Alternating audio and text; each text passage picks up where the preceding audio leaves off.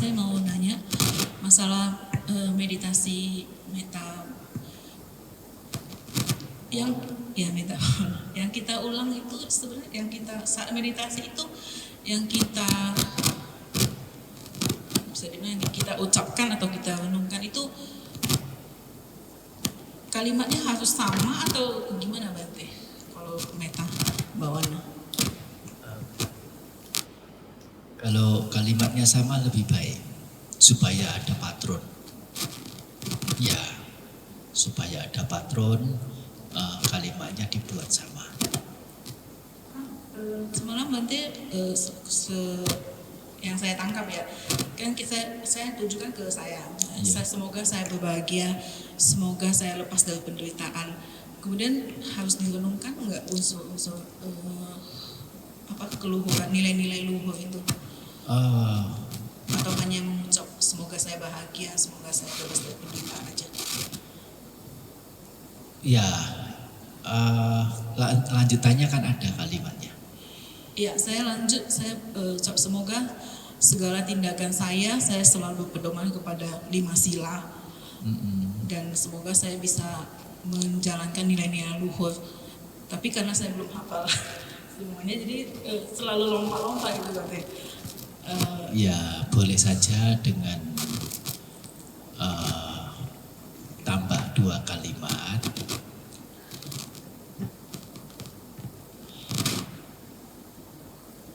Semoga saya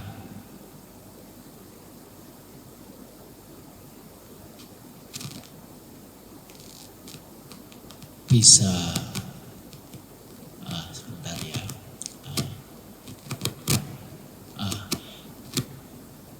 Semoga saya terhindar dari hal-hal buruk. Semoga saya bisa menjauh dari hal-hal buruk untuk menghindari iritasi, menghindari penderitaan, lepas dari penderitaan. Semoga saya dapat menerapkan hal-hal bajik, hal-hal mulia untuk mendapatkan kebahagiaan. Nah, dengan 2 itu saya rasa sudah mencakupi. Begitu. Ya, 4 kalimat. 2 kalimat terakhir ini sangat penting. Ya.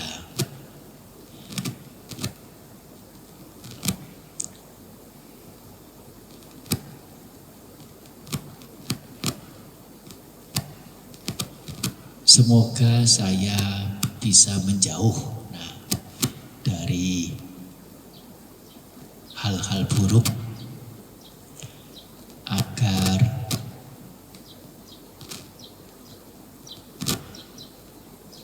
bebas dari rasa iritasi, bebas dari penderitaan.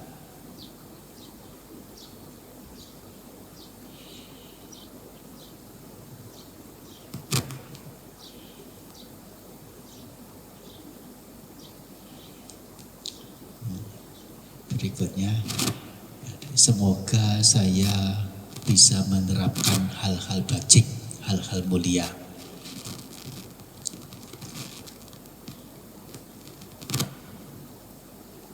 Untuk mencapai kebahagiaan atau untuk mendapatkan kebahagiaan, memperoleh kebahagiaan.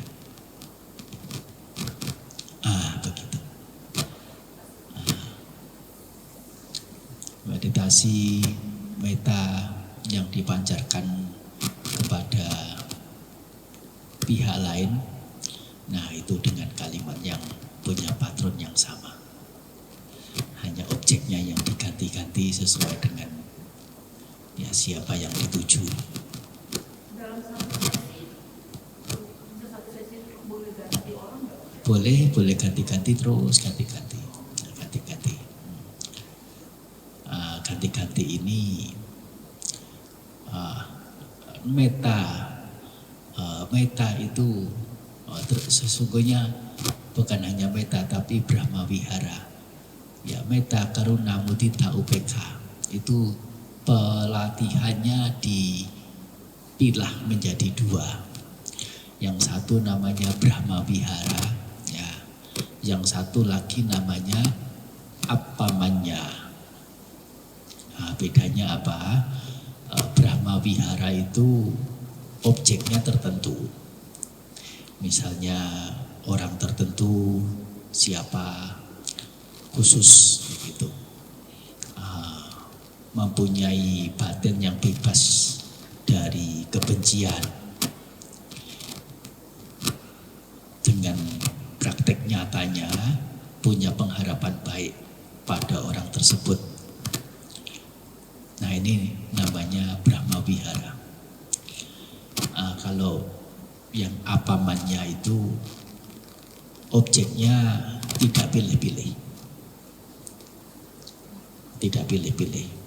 Siapa saja bisa menjadi objek, termasuk apa saja bisa menjadi objek, ya, menjadi tujuan, ya. Termasuk siapa atau termasuk apa?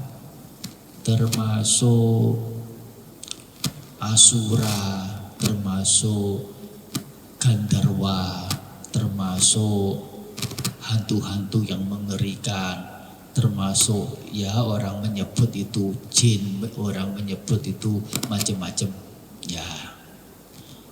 Termasuk apa? Termasuk yang biasanya mendatangkan rasa iritasi, apa itu? Nah, mungkin bisa kecoa, bisa apa? Cicak. Bisa cicak, bisa apa, lama-lama nanti fobia itu bisa hilang sendiri, setidaknya berkurang. Ya, ya silakan, silakan.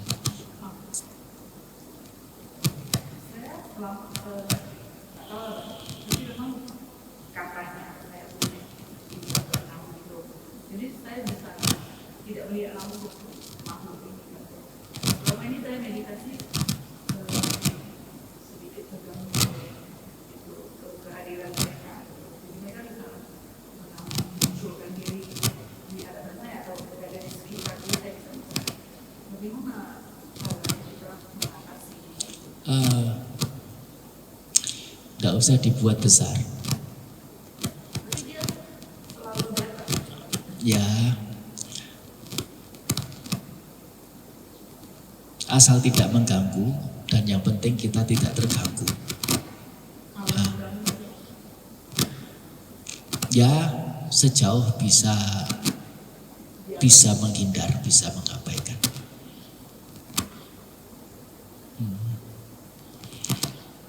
Ya, yang penting dalam hal ini punya punya prinsip.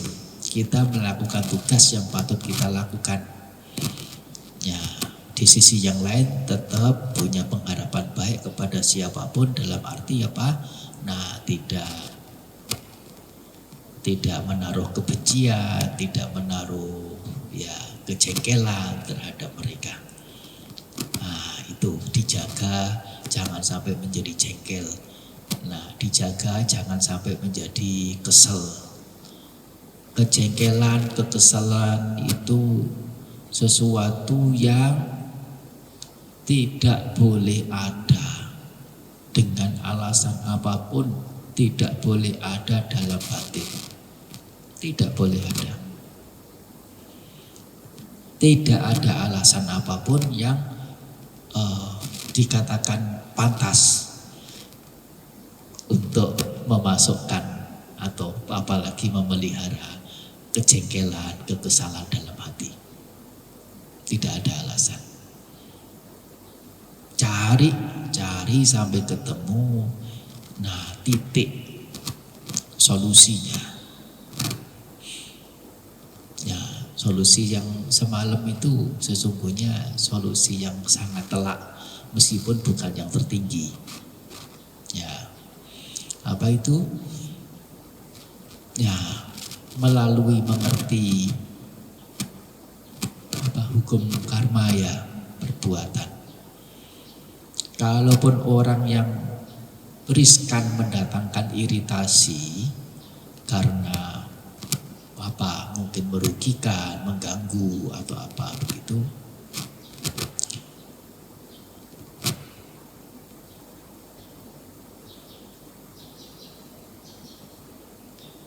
Ya kalau misalnya yang bersangkutan punya kehendak mengganggu, punya kehendak untuk apa membuat yang lain menderita begitu, itu bukan satu perbuatan yang baik, itu perbuatan yang buruk.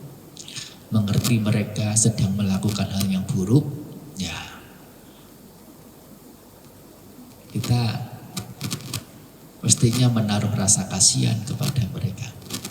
Dan kita tidak boleh untuk ikut menjadi buruk. Apa itu? Memunculkan kebencian. Sama-sama buruk. Nah, saat kita memunculkan kebencian, nah sesungguhnya kita sudah menderita di situ. Ya, jadi kalau misalnya mereka sesungguhnya tidak mengganggu, tidak ada niat buruk, tapi mereka acuh tak acuh, tidak mau ya care, perhatian sama orang lain, sehingga secara tidak langsung itu mengganggu. Yaitu memaklumi mereka atas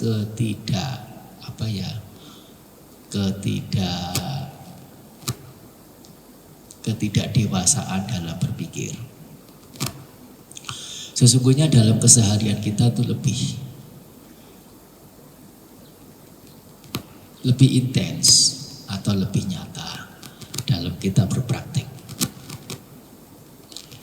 dengan teman, dengan rekan kerja, dengan karyawan misalnya. Melakukan ini salah, melakukan itu ada celah, selalu ada yang kurang. Dalam hati mungkin kalau bahasa Jawa gebreget ya, gregetan. Jangan sampai gregetan, jangan sampai tidak ada alasan apapun yang patut memunculkan rasa gregetan dalam hati. Kalau masih ada rasa gregetan dalam hati, ingat bahwasanya kita adalah orang yang belum pandai. Ingat bahwasanya kita adalah orang yang belum bisa mencintai diri sendiri. 2 kalimat ini. Nah, bagaimana caranya? Nah, caranya dengan berbagai upacara, berbagai cara, bukan nggak ada upanya. Dia melakukan itu dengan kesengajaan atau tidak. Nah, kalaupun dengan kesengajaan, bukannya menjadi jengkel karena dia sengaja, tapi justru bertambah kasihannya. Kalau dia sudah berupaya, ini sudah kedua kali, ketiga kali, tapi masih keliru. Nah, kemampuan dia sampai di situ. Selesai kan? Melihat hasil kerjanya itu tidak sempurna, dia sendiri itu sesungguhnya kecewa tidak?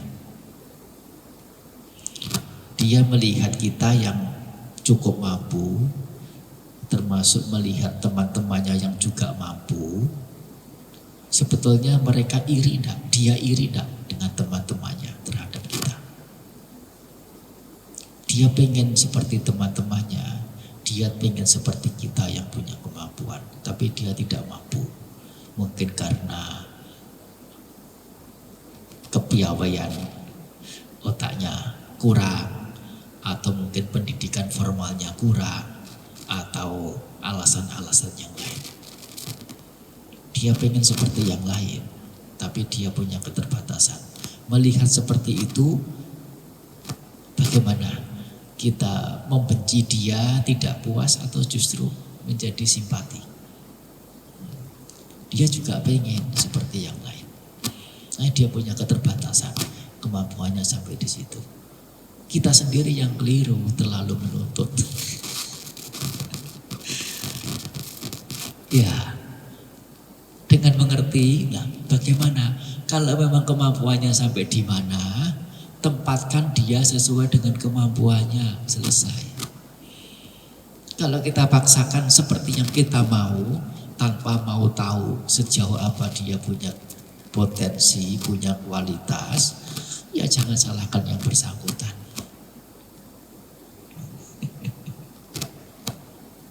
Ini menjaga hati sendiri, bukan menjaga yang bersangkutan. Utamanya adalah diri sendiri. Ini namanya kiat bagaimana hidup bahagia.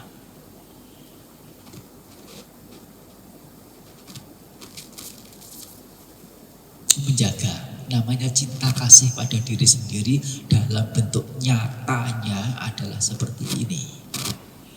Pemancaran cinta kasih pada diri sendiri. Jangan sampai muncul rasa iritasi dengan cara, dengan upaya apapun yang memungkinkan bisa dilakukan, melakukannya.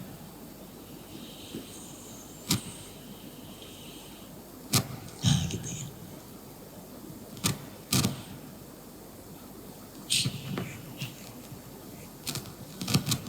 Justru tadi saya mau nanya itu masalah kejengkelan. Udah Bante terangkan. Oh iya. Nah, tadi saya mau nanya gimana mengatasi rasa jengkel sehari-hari, di mana dengan kondisi yang sudah somehow condition itu kan udah given ya, Bante, tetapi kan ada hal yang memang bisa menjadi pilihan. Tadi udah dijawab. Oh iya. Itu sih yang saya mau nanya. Yang kedua, saya mau nanya mengenai meditasi, berarti ketika kita melakukan meditasi tadi metta bhavana kan awalnya kita melakukan pancaran cinta kasih terhadap diri sendiri dahulu, Bante. Biasanya sesudah itu saya orangnya lebih sistematis sih, Bante. After itu saya lakukan ke orang tua saya, ke guru saya, terus ke keluarga inti. After itu ke semua makhluk. Sesudah kelima hal tersebut saya harus balik lagi ke awal ya, Bante ya. Itu boleh nggak ya? Boleh ke awal lagi boleh, tapi diteruskan lagi juga boleh. Diteruskan ke? Ya ke teman-teman deket, sampai teman yang agak jauh, tak sampai pada dikatakan teman juga tidak, nggak tahu, nggak kenal juga tidak. Siapa? Ya kenalan gitu aja. Sama kenalan-kenalan, termasuk sama siapa warga, semoga wargaku, warga yang satu wilayah denganku, nah ya dijadikan sebagai objek yang dalam satu bangsa, satu negara, ya yang berada dalam satu permukaan bumi, yang menjadi sesama manusia, termasuk yang bukan manusia, binatang-binatang, termasuk makhluk-makhluk yang lain, ya di alamnya masing-masing, yang tampak maupun yang tidak tampak. Nah, semoga mereka bebas dari penderitaan, yaitu bebas dari rasa iritasi, yaitu bisa membebaskan diri dari hal-hal, menjauhkan diri dari hal-hal yang buruk. Ya, nah, semoga mereka bisa berbahagia, dalam arti melakukan banyak hal-hal bajik, mengarahkan diri pada hal-hal yang bajik. Nah, ini adalah pengharapan kita. Mau mengulang juga silakan. Cinta kasih pada diri sendiri, banyak orang yang ya merasa tidak diperlukan, oleh karena sudah otomatisnya kalau kepada orang lain itu memang perlu ditumbuhkan, oleh karena untuk mencintai orang lain gak gampang. Ya, daripada alih-alih cinta begitu ya, mencintai atau punya pengharapan baik, orang lebih permisi bicara ya. Nah, ya senang kalau yang lain menderita, puas kalau yang lain ya jatuh. Nah, kalau yang lain mendapatkan manfaat, mendapatkan kebahagiaan, mendapatkan kesuksesan, nah yang muncul adalah iri hati dan tidak bisa terima. itu adalah hal yang lebih umum begitu. Jadi kalau memancarkan cinta kasih kepada makhluk-makhluk yang lain, pihak-pihak yang lain, orang langsung mengerti itu sebagai satu sikap mulia. Tapi kalau memancarkan cinta kasih pada diri sendiri, ya tidak terlihat itu sebagai hal yang mulia.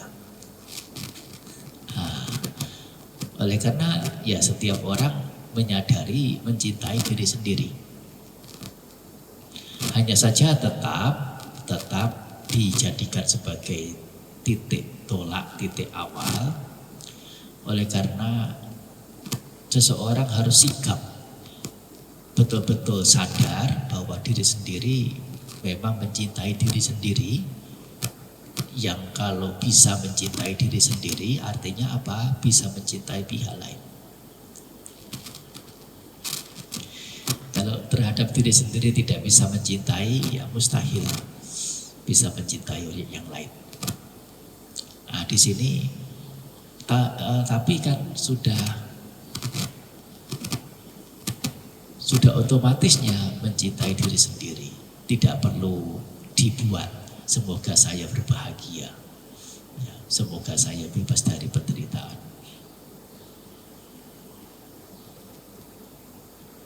Ya memang tidak perlu tanya apakah Anda mencintai diri sendiri. Ya. Soalnya itu adalah pertanyaan yang basi, pertanyaan yang tidak ada gunanya. Tapi kalau kalimat ini diberi adverb, diberi kata keterangan, ya, sudahkah Anda mencintai diri sendiri?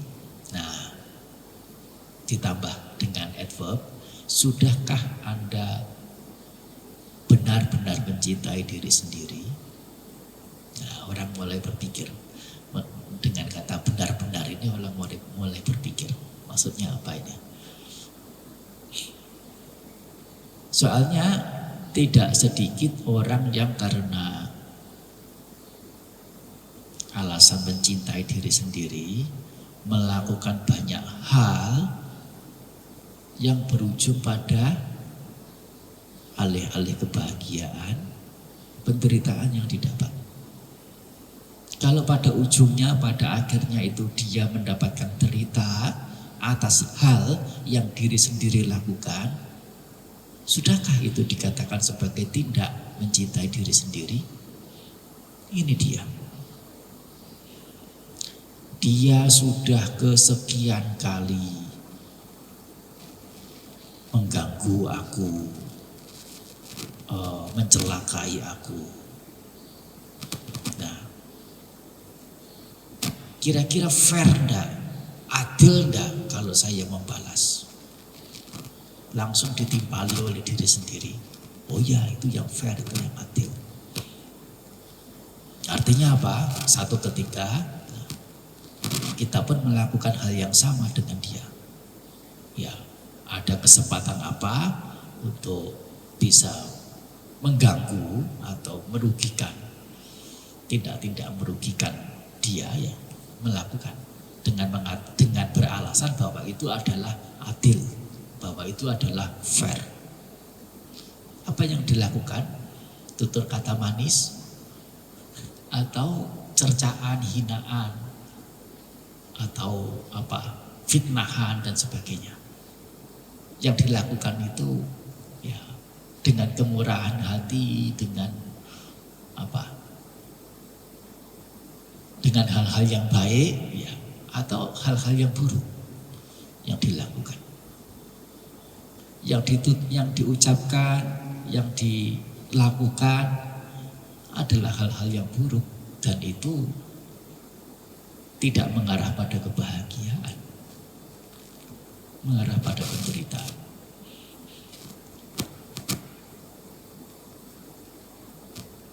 Kalau kita bisa mengetahui keberadaan makhluk-makhluk di alam sengsara, nah kita tanya satu persatu, bahagia dah? Di sini kami sangat menderita, sengsara. kok bisa sampai begini, ceritanya bagaimana? Oh ya, saya telah dengan keserakahan saya, dengan kebencian saya, dengan keiri hatian saya, dengan apa macam-macam melakukan hal, ternyata itu ujungnya adalah datang sampai ke sini nih, yang menderita seperti ini. Ya, berarti itu bukan orang lain, pihak lain yang membuat Anda berada di sini. Itu adalah diri Anda sendiri. Oh iya, loh, sini katanya tidak menyenangkan, menderita. Kenapa? Kenapa justru diri sendiri yang membawa untuk berada di sini? Ini. Apakah tidak sayang, tidak cinta pada diri sendiri? Justru karena cinta pada diri sendiri, karena sayang pada diri sendiri itulah, tapi tidak didasari dengan kecerdasan, tidak didasari dengan kebijaksanaan, melakukan cara-cara yang keliru, upaya mencintai diri sendiri ini.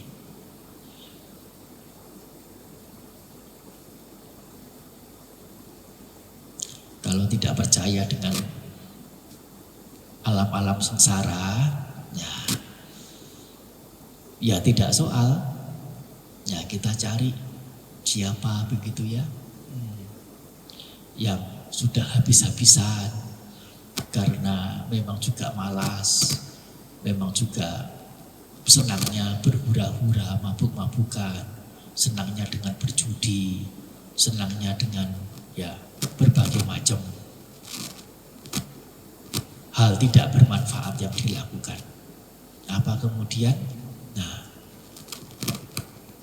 utangnya di sana sini buahnya kejar-kejar, dikejar-kejar ya, sama apa namanya debt collector. Dia sendiri juga mungkin ya udah ada sejumlah penyakit. Keluarganya sendiri juga mungkin sudah berantakan. Nah, terpuruk, papa, tidak dipercaya orang, dijauhi oleh orang. Nah, kita dekati dia, bahagia ndak hidupmu? Kenapa sampai begini? Siapa yang menjadikan kamu begini? Apakah tidak mencintai diri sendiri? Jawabannya tetap sama. Justru karena mencintai diri sendiri inilah menganggap, nah kalau sudah bisa nongkrong di tempat perjudian sampai 2 malam, 3 malam rasanya keren, rasanya wah, rasanya puas sekali.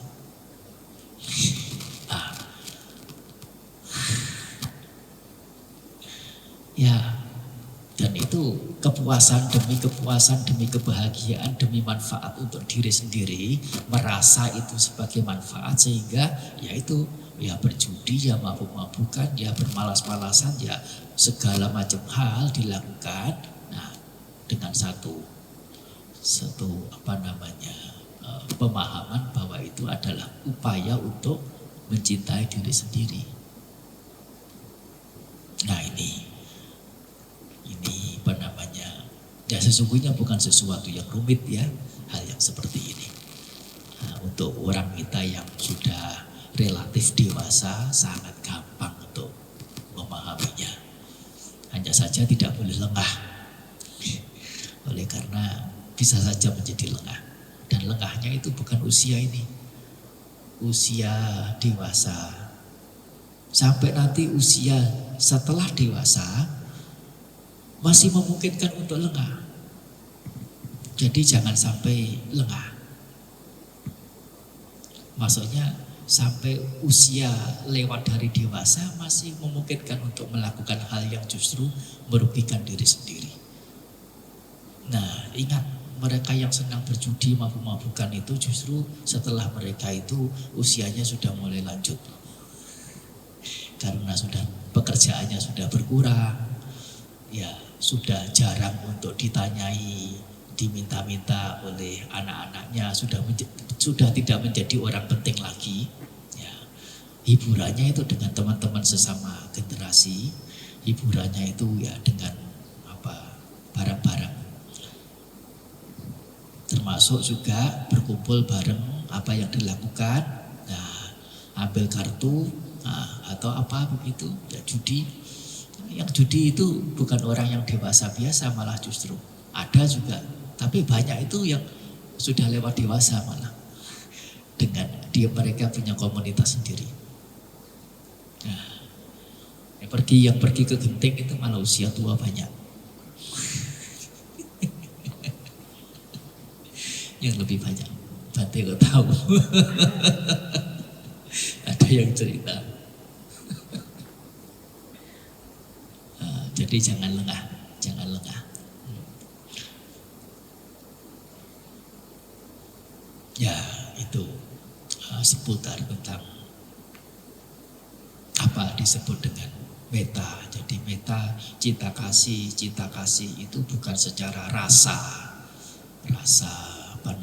melekat, ya, rasa ingin mendapat, rasa ingin mencengkeram, rasa ingin menguasai. Nah, itu bukan meta, itu birahi, itu nafsu kesenangan.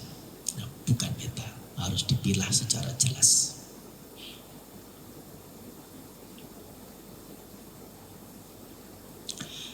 Boleh nanya yang silakan nanya.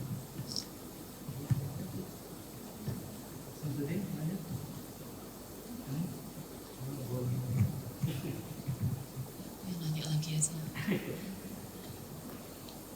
Bante, kadang-kadang meditasi ini ya, ketika di fase pertamanya itu kan masih concern Bante. Nanti di fase sesudah 5 menitnya itu udah mulai menguap Bante. Menguap terus menguap. Jadi ngantuk Bante. Dan ya nanti after that sekitar 10 menit lagi baru dia itu bisa fokus kembali. Itu wajar nggak ya Bante ya? Oh, wajar dan relatif bagus. Hanya 10 menit keluarnya.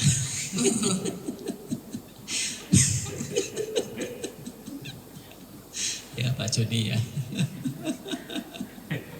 Beberapa keluar itu kembali.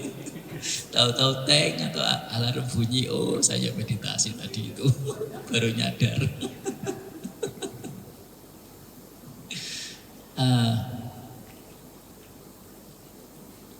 Hal yang wajar dan jangan menjadi kecewa.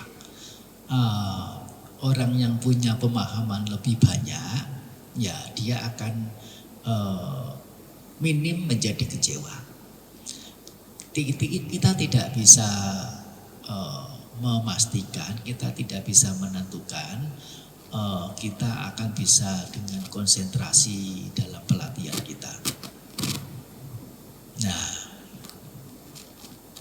bagaimana caranya kalau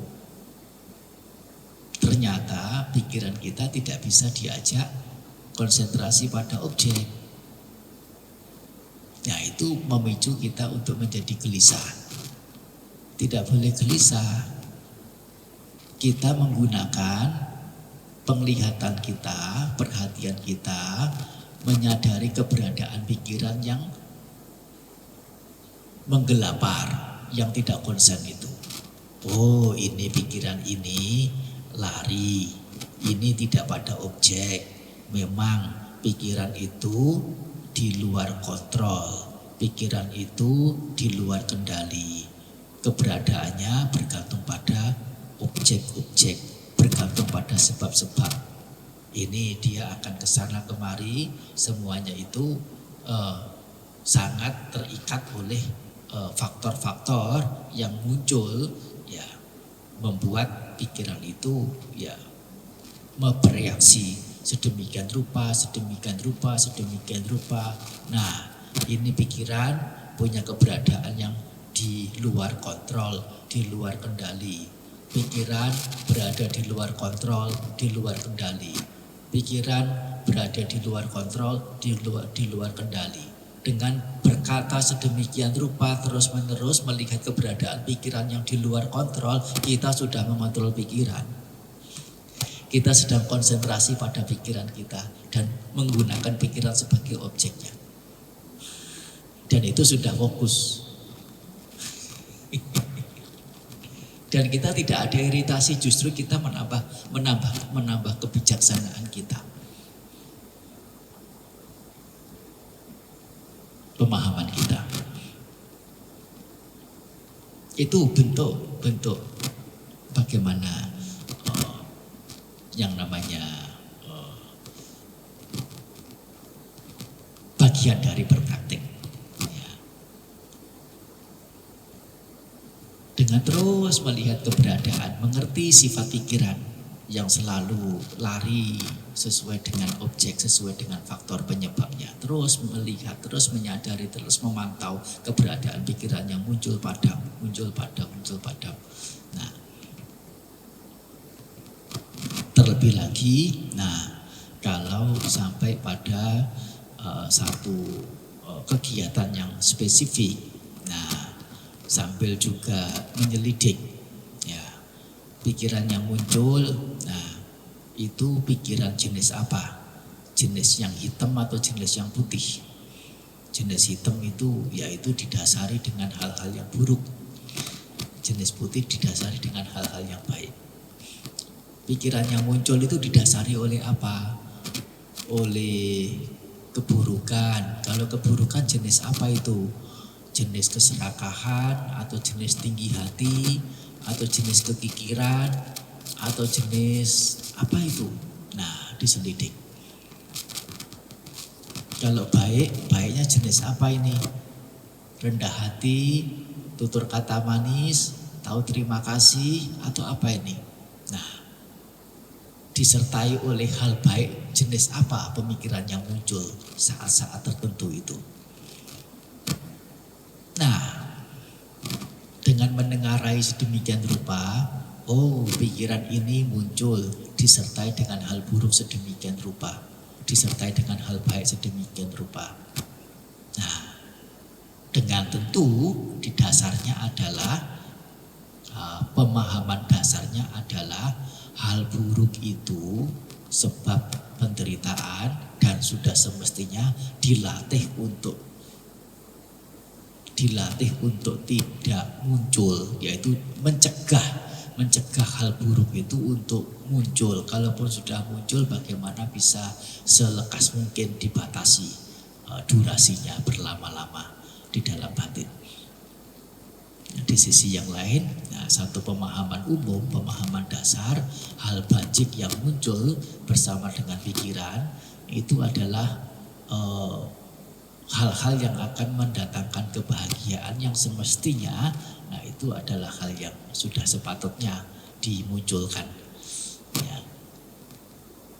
Ya, yang sudah muncul bagaimana bisa dipertahankan, bisa diulang, bisa dibuat banyak, bisa dimanfaatkan.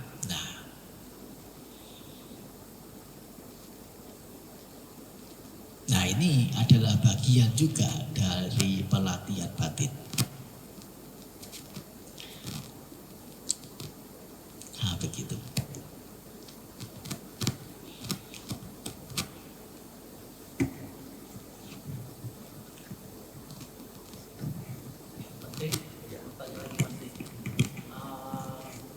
Mau minta petunjuk bagaimana cara-cara atau kiat yang itu meditasi kita itu setiap hari itu bisa dalam konsentrasi penuh.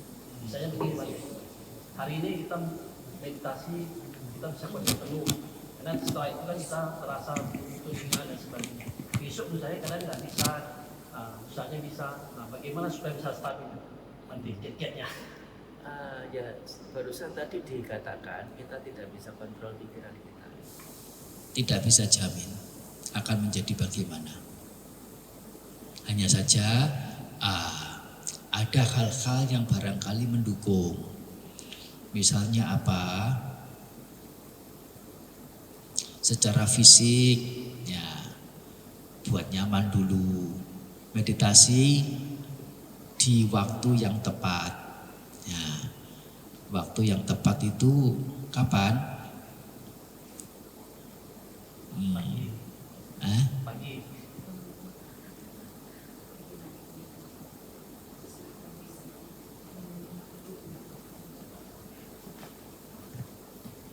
Waktu yang tepat itu ada tiga waktu, yaitu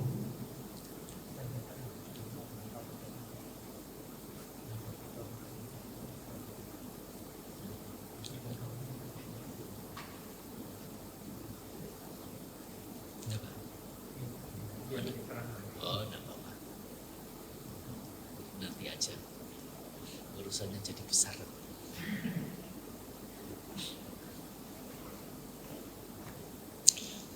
Waktu yang tepat bermeditasi itu ada 3 waktu, yaitu waktu tidak sibuk,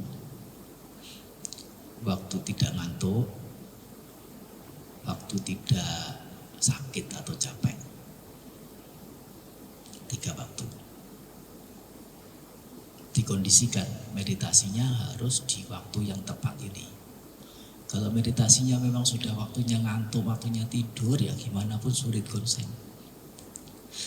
Sedang sakit juga sulit konsen. Masih dalam hal sibuk tertentu ya sulit konsen. Betul ya?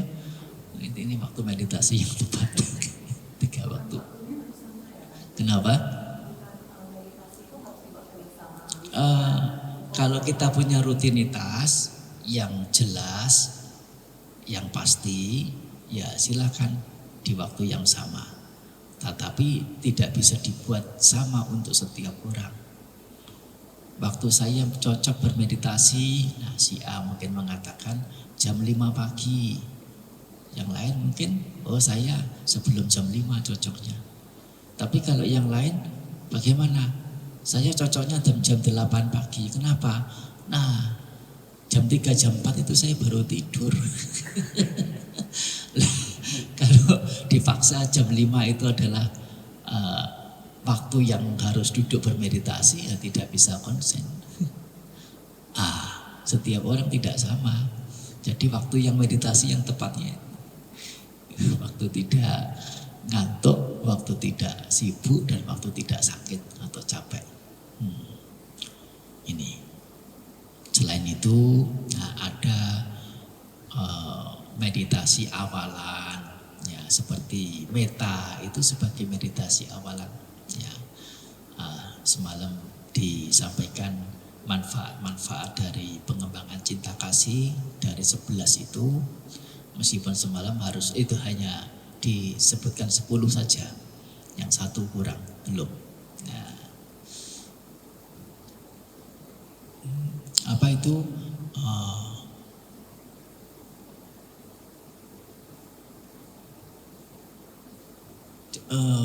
Pikiran menjadi mudah untuk terkonsentrasi kalau sering atau terbiasa dengan pemancaran cinta kasih.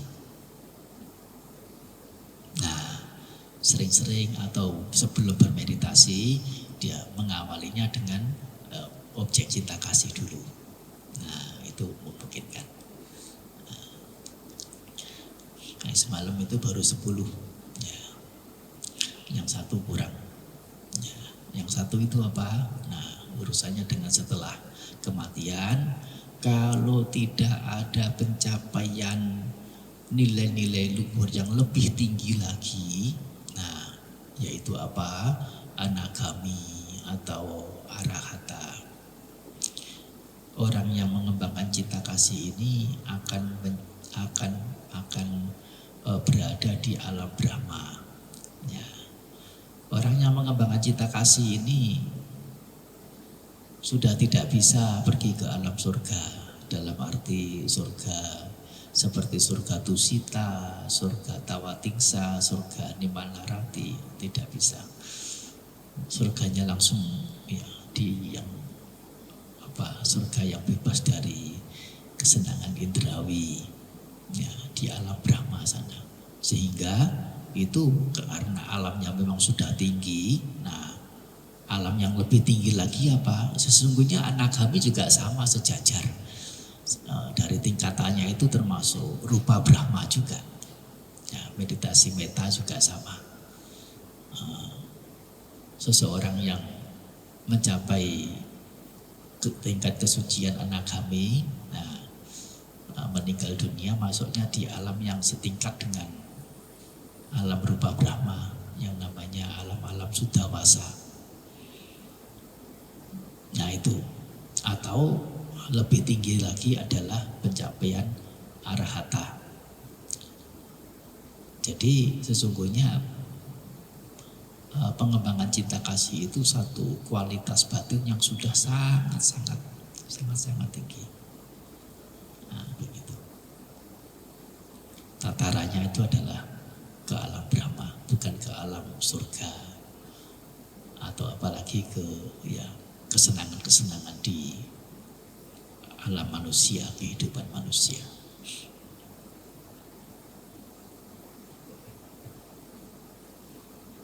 Ya, kembali lagi ya, tadi itu tentang hal-hal yang kondusif untuk konsentrasi,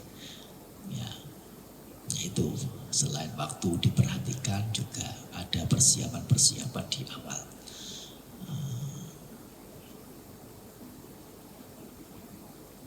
Termasuk juga mungkin dengan membaca Buddha Nusati, Dhamma Nusati, Sangha Nusati. Itu juga memungkinkan untuk menumbuhkan konsentrasi. Tapi membacanya itu harus juga mengerti apa yang dibaca, yaitu dengan membacakan terjemahannya. Kalau tidak yakin dengan apa yang dibaca itu sudah dimengerti bahasa Palinya, ya kita mengerti dalam bahasa Indonesia, membacanya juga terjemahannya. Dan mengerti sudah baca terjemahannya saja, ya ini permisi ya, saya nggak yakin sudah mengerti betul apa yang dimaksud. Ya, pengetahu segenap alam, maksudnya alam itu apa? Alam di sini ada 3 jenis alam. Apa? Yaitu Okasa Loka, Sangkara Loka, dan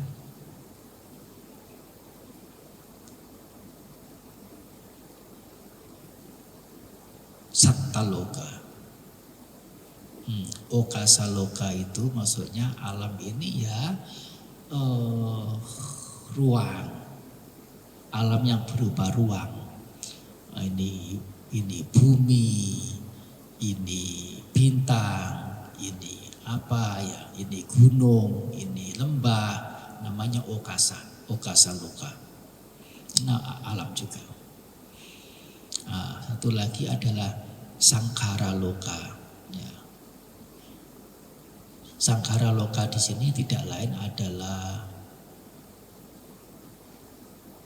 hal-hal yang mendatangkan pada keburukan dan kebaikan. Kata sangkara di sini nama tidak lain adalah karma itu sendiri. Menjadi bahagia, menjadi menderita, itu berkaitan dengan yang namanya loka, dunia, alam. Tapi dalam pengertian perbuatannya.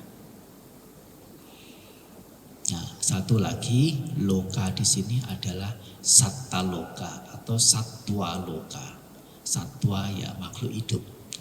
Maksudnya alam di sini tidak lain adalah ya makhluk hidupnya itu sendiri. Pengetahu segenap alam. Nah, sama Sang Buddha punya pengetahuan terhadap ketiga jenis alam ini. Nah, begitu. Ini kalau mau dijelaskan. Wija carana sampano. Nah, wija punya pengetahuan carana.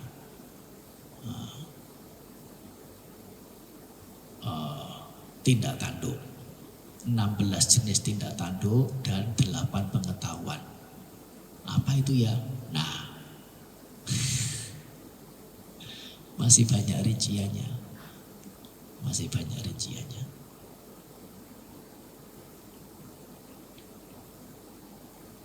Seperti misalnya, tidak usah jauh-jauh tentang makna ini, apa yang dalam-dalam begitu, yang masuk ke dalam gitu ya.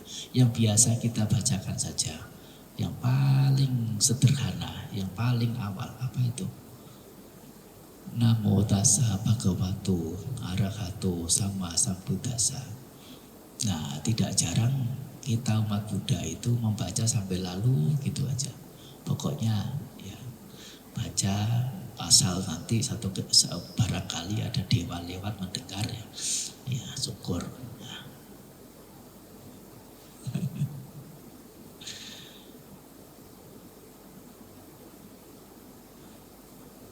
Agama Buddha, agama kebijaksanaan, agama kecerdasan. Buddha itu sendiri artinya orang yang cerdas, orang yang bijaksana. Jauh dari hal-hal yang sifatnya takhayul mistis, tidak masuk akal. Jadi kalau membaca sesuatu dengan harapan ini adalah kebajikan, asal baca, kebajikan sudah didapat, ya barangkali. Tetapi minimal.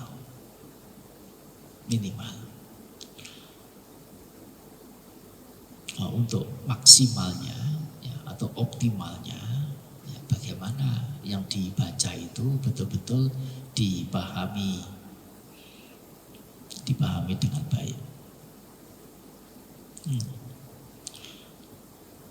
Namo penghormatan, tassa kepada beliau, bhagavato beliau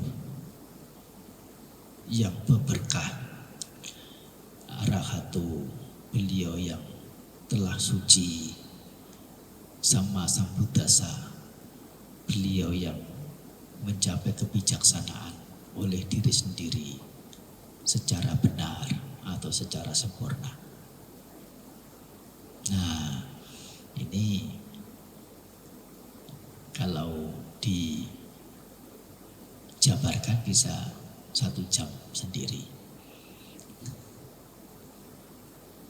Ini adalah 3 nilai luhur utama Sang Buddha: kebijaksanaan, kesucian, dan kewelas asihan. Prajna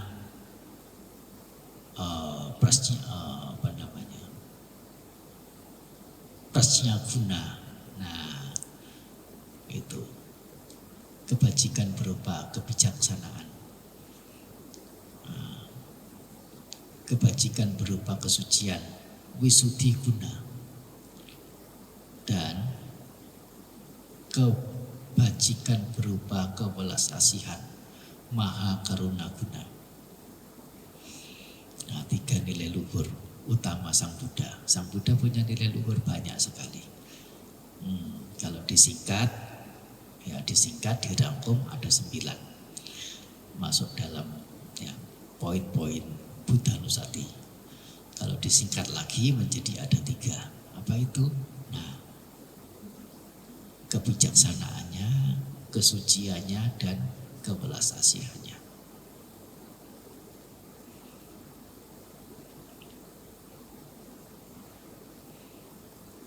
Apa itu bijaksana? Nah, kemampuan dalam melihat suatu kebenaran, namanya bijaksana. Ya Pak ya. Ini mungkin definisi yang baru didengar ya. Soalnya Pak Samsudin mengerti bijaksana itu beda lagi. Kalau lagi nyetir gitu ya, ketemu tahu melanggar rambu lalu lintas, prit gitu. Nah, terus apa yang kita katakan? Wah, saya sadar saya melakukan hal yang keliru Pak. Saya minta kebijaksanaan Bapak saja. Ini kata bijaksana dipakai.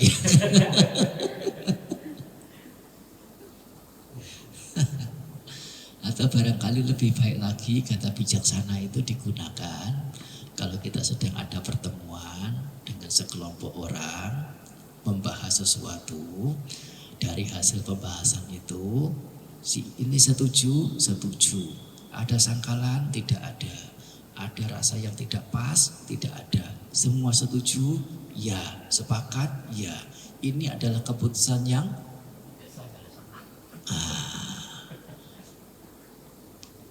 meskipun keputusan itu adalah rencana perampokan. Betul ya? Kalau semuanya sudah setuju namanya keputusan yang bijaksana. Tidak peduli apa yang dibahas itu untuk tujuan apa, untuk tindakan apa. Sesungguhnya bijaksana itu maknanya itu adalah ini, hubungannya dengan melihat kebenaran. Kalau mau ditilik kata bijaksana itu dari bahasa Jawa kuno yang ada asal usulnya dengan bahasa Sanskerta. Bijaksana itu dari kata wicaksana. Wicaksana itu ada tiga partikel. Satu yang tengah itu caksa, yang awalan itu wi. Nah, wi ini bukan saya ya. Sewi. Awalannya wi, tengahnya caksa, akhirannya na, menjadi wi caksa na. Caksa artinya lihat. Caksa lihat. Caksa dikasih akhiran u menjadi caksu, sesuatu yang melihat, mata. Kalau dalam bahasa Pali menjadi cakku, nah artinya yang melihat. Caksa, caks.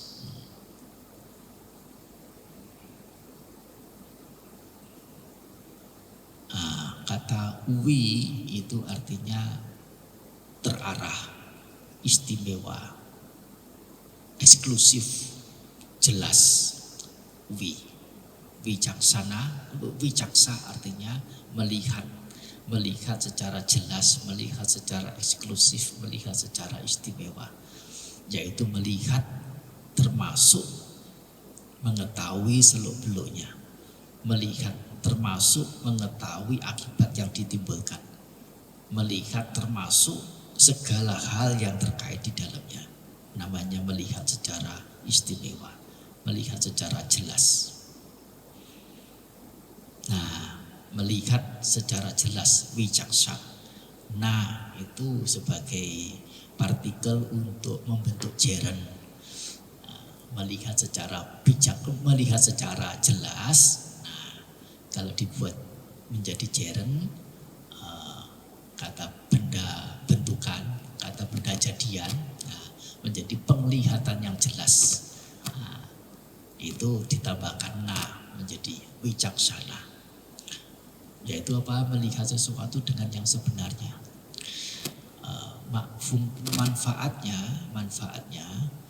kalau seseorang bisa melihat sesuatu itu dengan benar, dia memutuskan sesuatu, tentu keputusan itu adalah untuk manfaat diri sendiri yang bisa diambil dari melihat itu. Kalau yang dilihat itu sesuatu yang memang yaitu setelah dilihat secara benar, keputusan yang diambil pun akan benar. Tapi kalau yang dilihat itu melihatnya itu dengan cara yang keliru atau salah lihat, yang sebetulnya ini tetapi dianggap sebagai yang lain, kemudian memutuskan sesuatu, keputusannya itu riskan, tidak sesuai dengan yang diharap, dan alih-alih manfaat yang didapat mungkin adalah kerugian. Dan kerugian karena salah memutuskan ini beberapa punya dampak yang ringan, yang light, yang ya lumrah-lumrah saja. Tetapi beberapa hal dampaknya itu sangat-sangat mengerikan. Mengerikannya seperti apa? Mengerikannya seperti tadi itu dikasih contoh. Ya, pergi ke alam sengsara, ke alam beta, ke alam apa? Ke alam neraka. Mereka semua itu adalah makhluk-makhluk yang karena satu hal saja, yaitu apa? Salah melihat, salah mengerti, salah menganggap. Karena salah lihat, sehingga melakukan hal yang keliru, memutuskan hal yang keliru. Jadi orang yang bijaksana tahu jalan yang benar, menjauhi hal jalan yang keliru, ya, sehingga orang yang bijaksana akan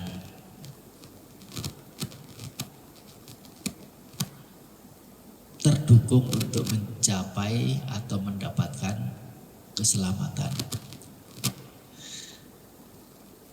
Mau selamat, miliki pengetahuan, yaitu mengetahui kebenaran. Dan Sang Buddha yang mengetahui kebenaran ini disebut orang yang sudah selamat. Disebut dengan khema.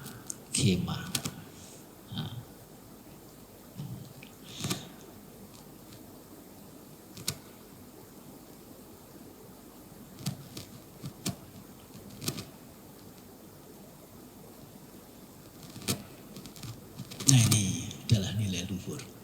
Satu lagi nilai luhur berupa kesucian, ya, atau arahata, arahang. Apa itu namanya arahang? Arahat ini yaitu orang-orang yang patut dimuliakan.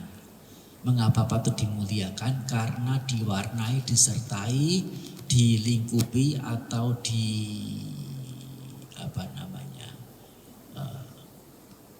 ya mewarnakan diri, menyertakan diri itu dengan nilai-nilai luhur, punya nilai luhur, sehingga disebut dengan arahat.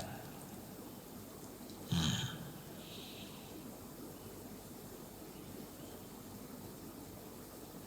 nilai luhur itu apa? Nah, banyak sekali.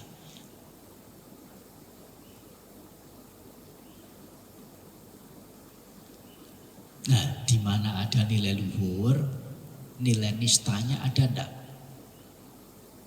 Kalau ada kemurahan hati di situ, kekikiran ada enggak di waktu yang bersamaan?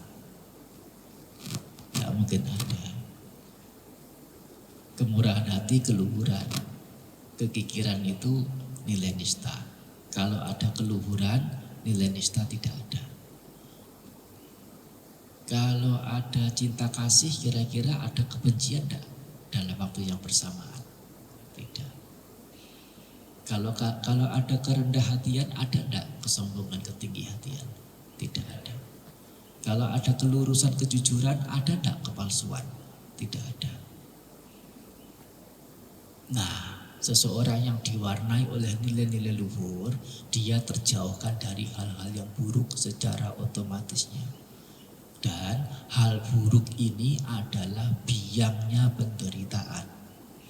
Sehingga kalau orang itu punya nilai luhur, dalam arti tidak akan disertai oleh hal-hal buruk, dia juga otomatis bebas dari kesengsaraan rasa iritasi. Batin yang bebas dari rasa iritasi ini disebut dengan batin yang tenang, batin yang damai, batin yang sejuk. Itu adalah dampak dari seseorang punya nilai luhur yang disebut dengan orang suci, yaitu begini di sini, bebas dari hal yang buruk. Nah, suci itu artinya bersih. Nah, ya, bersih artinya apa? Bu, ini bersih artinya apa? Bersih itu artinya tidak kotor. Nah, maksudnya tidak kotor, oleh kotoran-kotoran batin. Apa yang tidak kotor? Batin. Tidak kotor oleh kotoran-kotoran batin. Apa contoh kotoran batin itu? Keserakahan, kebencian, keiri hatian, kekikiran, disebut kotoran batin.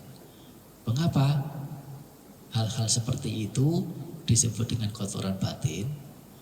Oleh karena ya contohnya kekikiran, kebencian, keserakahan begitu hinggap di batin seseorang, baik batin mereka yang berjubah maupun pakai pakaian biasa, muda atau tua, kaya atau miskin, profesi apapun. Nah, batin itu menjadi keruh, batinnya menjadi keruh, menjadi panas, menjadi tegang, menjadi terhimpit, menjadi kedap, tidak transparan, tidak bisa jelas digunakan untuk melihat. Batinnya jadi gelap. Ini kalau kotoran batin seperti keserakahan, kebencian, keiri hatian, apalagi ya, banyak hal yang lain itu hinggap ya, bercokol di dalam batin. Karena sikap sifatnya yang seperti itulah disebut dengan kotoran batin. Ya.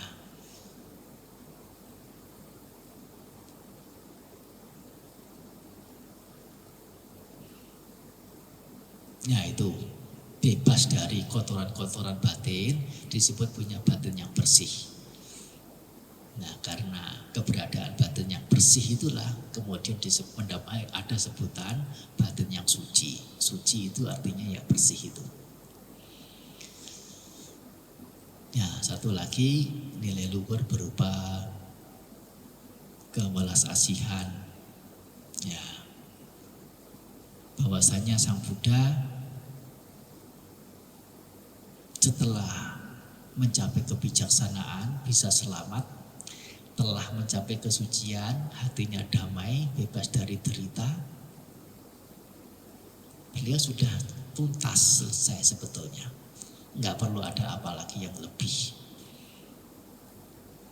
Tetapi, nah, beliau diingatkan bahwasanya ada kiri kanan yang punya kondisi persis seperti beliau saat pencapaian penerangan sempurna itu belum didapat. Yaitu apa? Mereka-mereka yang terus menderita, masih menderita. Beberapa punya potensi untuk diajak mengerti dharma yang Sang Buddha capai.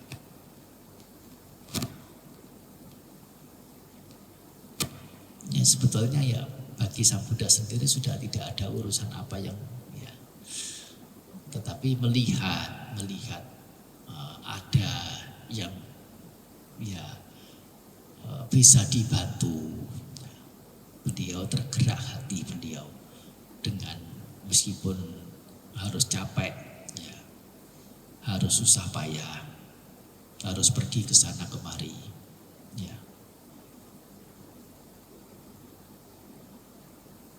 Ya, kalau Sang Buddha mau menang sendiri, mau nyaman sendiri, ya beliau cepat-cepat parinibbana. Selesai sudah. Ya.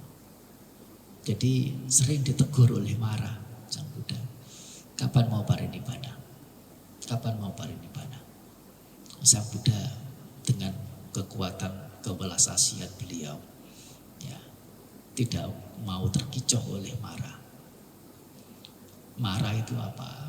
Yaitu apa?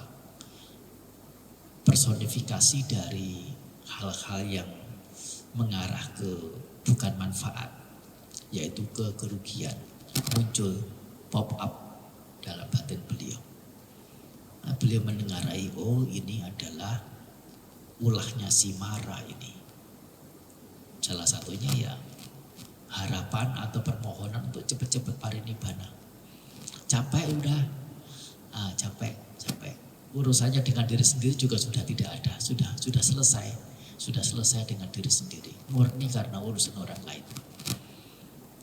Karena itu beliau ya sesekali didatangi oleh Mara. Kapan parinibbana? beliau dengan kewelas kasihannya tetap berupaya agar ada 4 jenis perhimpunan itu bisa kokoh, yaitu perhimpunan para biku, perhimpunan para bikuni, perhimpunan para upasaka, perhimpunan para upasika. Ini kokoh, mantap, kuat. Nah,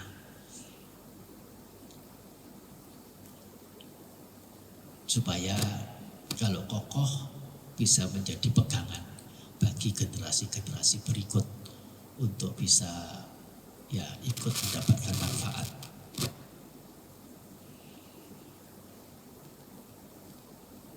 Nah, sehingga beliau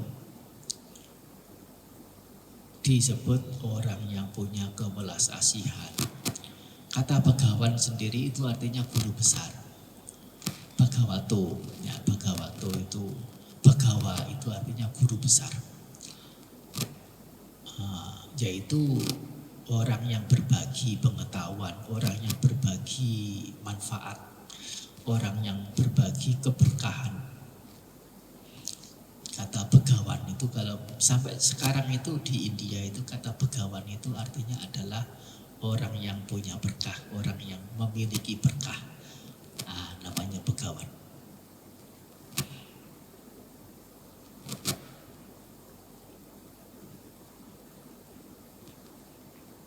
Dan karena kewelas asihan yang beliau pancarkan, beliau tapaki itu, sesungguhnya manisnya rasa hati beliau itu tidak terlukiskan.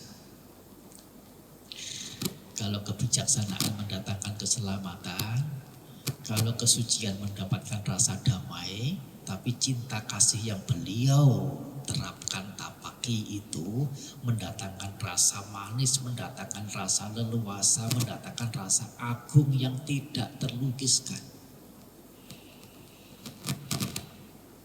Kira-kira kebahagiaan apalagi secara duniawi orang itu akan bisa dapatkan selain 3 hal itu. Sudah melampaui segala bentuk kebahagiaan duniawi. Atau bahkan kebahagiaan yang memungkinkan ada di alam semesta ini. Sudah tidak ada yang bisa melampauinya lagi.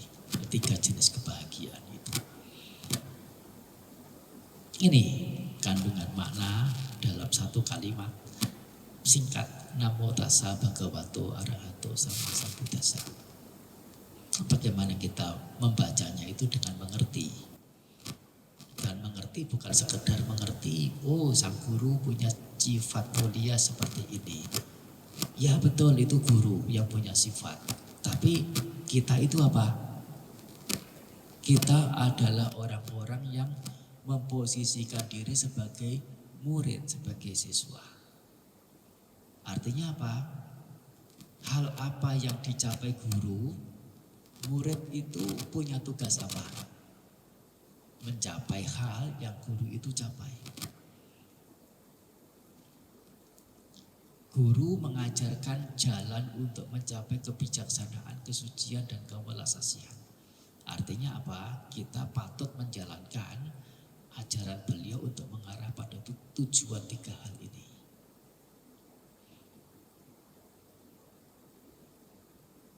Bagaimana kita juga punya tekad bisa mencapai, bisa mendapatkan 3 nilai luhur, kebijaksanaan, kesucian, dan kewelas asihan. Setelah kalimat ini dibacakan dengan pemahaman sedemikian rupa dan muncul semangat, muncul niat, muncul hasrat untuk mendapatkan juga nilai-nilai luhur ketiganya ini, pembacaan kalimat singkat ini akan menjadi punya makna yang sangat-sangat besar. Dan dibaca bukan hanya untuk 3 kali, tetapi dibaca untuk 108 kali. Mengapa 108? Itu membuat satu lingkaran tasbih untuk bermeditasi ya. Ya, Namo tassa bhagavato arahato sama sambuddhassa. Satu kali. Namo tassa bhagavato arahato sama sambuddhassa. Satu kali, satu kali, satu kali. Atau kalau mau singkatnya begitu ya, nggak usah kata namo, nggak usah tasa. Nah, cukup 3 nilai luhur yang disebutkan. Apa itu? Nah, Bhagawa Arahang sama Sambuddha.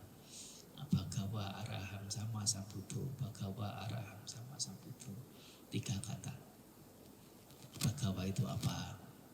Nilai kewelas asihan, nilai pemberian berkah. Arahang ya, nilai kesucian. Sama Sambuddho, nilai kebijaksanaan. Membaca itu, mengatakan itu sekaligus langsung otomatisnya mengerti arti, mengerti maknanya. Dan ini sekali kata bijaksana muncul dalam pikiran terkondisikan untuk dalam kebajikan. Berupa apa? Punya kecenderungan untuk mengarah ke kebijaksanaan. Begitu pikiran mengucapkan arahang, ya. Apa itu arahang? Kesucian, kebersihan hati, nilai-nilai luhur. Nah, hati disertai dengan kebajikan, dengan nilai-nilai luhur. Terucap kata Bhagawa, apa itu Bhagawa? Kewelas asihan, keberkahan, pemberian berkah atau pembagian berkah. Nah, bagaimana suasana hati, sosok atau batin yang punya welas asih kepada siapa tanpa batas? Kira-kira bagaimana? Nah, sesuatu yang, meskipun belum punya betul-betul, tapi punya angan-angan punya, itu saja sudah merupakan satu proud, sudah satu kebanggaan, sudah satu kebahagiaan.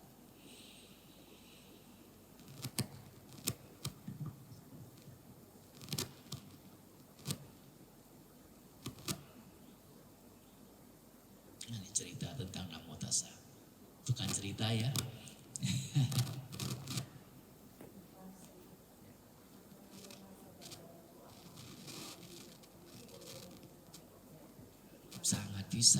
Sangat bisa.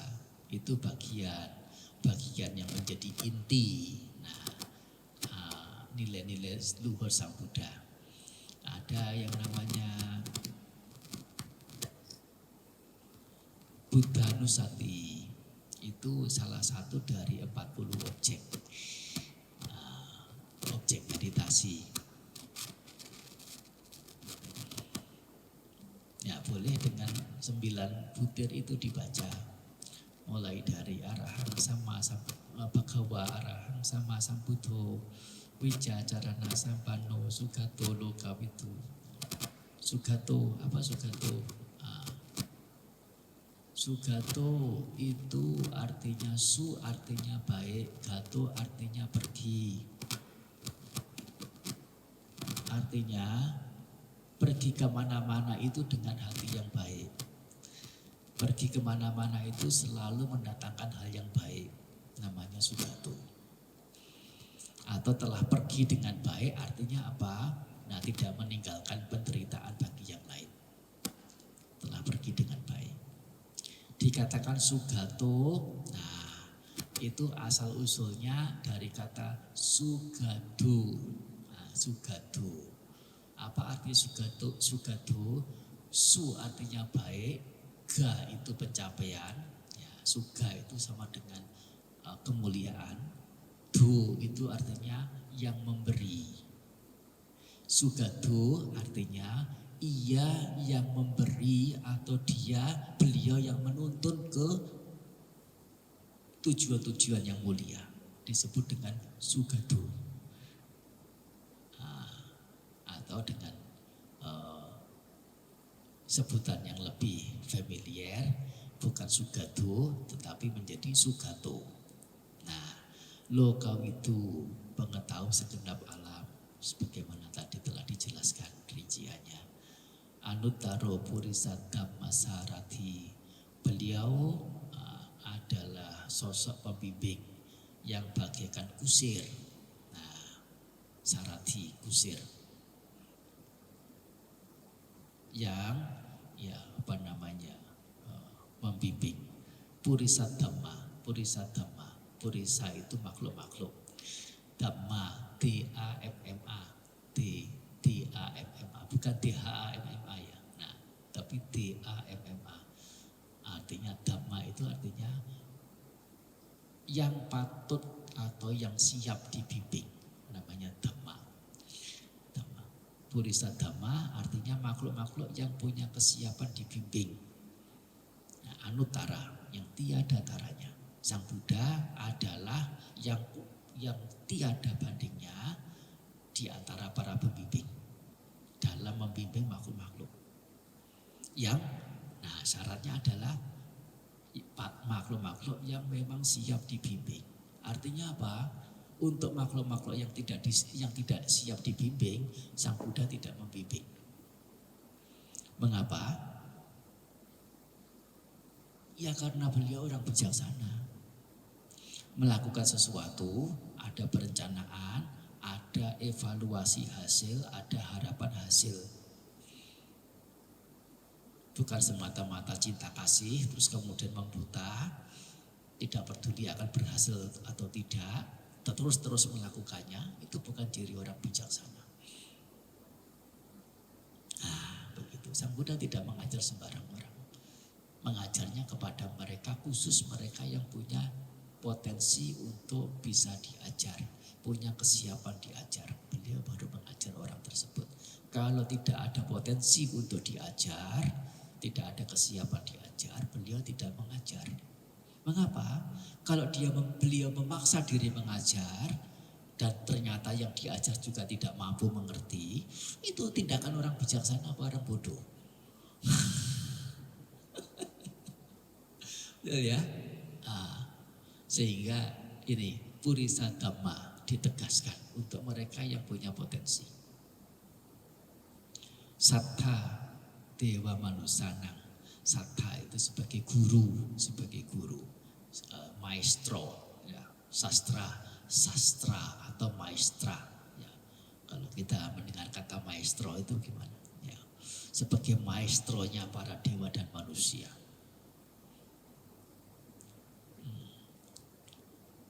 Buddha yang mekar, yang bangun.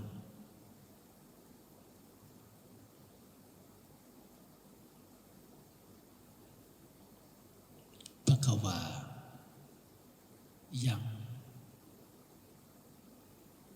membagi-bagi.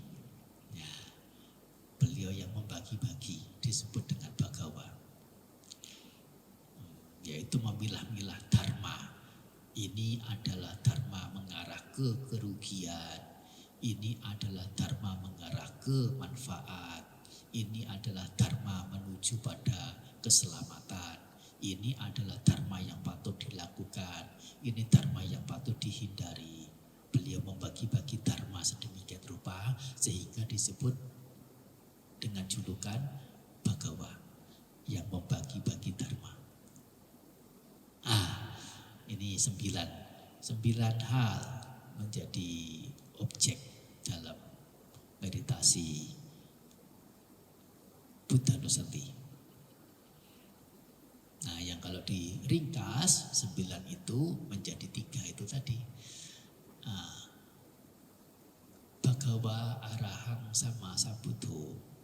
Bhagawa Arahang sama Sambuddho, 3 Mau yang satu saja juga boleh. Bhagawa boleh. Bhagawa. Apa? Welas asih saja. Sisi kewelas asihannya. Nah, arahnya kemana? Ya ke Maha Karuna. Sehingga ada sosok tersendiri yang disimpulkan simbol atau manifestasi kewelasasihan itu. Nah, namanya ya Avalokiteswara. Nah, Om Mani Padme Hum, Om Mani Padme Hum, Om Mani Padme Hum berapa kali? 108 kali. Nah, atau berapa? Ya, sekian ribu kali. Om Mani Padme Hum. Apa artinya Om Mani Padme Hum? Ya, sama saja, itu arti dari nilai luhur Sang Buddha, yaitu kewelasasihan, kesucian, dan kebijaksanaan. Om itu suara yang dipahami atau dikenal sebagai yang mendatangkan emosional, religious emotion. Om itu rasanya ya, beberapa tradisi merasa dengan kata om itu ada rasa menggeletar, ada rasa mantap ya. Mani Padme, Mani Padme, Mani itu artinya intan atau permata. Di antara para permata, mani atau intan ini yang paling utama. Nah, Padme, tahu Padma? Padma artinya apa? Teratai. Padma teratai. Padme di atas teratai. Mani Padme artinya intan di atas teratai. Itu adalah simbol kebijaksanaan, kesucian, kewelasasihan. Sudah ada di dalamnya 3 itu. Jadi baca Om Mani Padme Hum, Om Mani Padme Hum dengan baca Namo Tassa Bhagavato Arahato Sama Sambuddhassa, ya sama saja.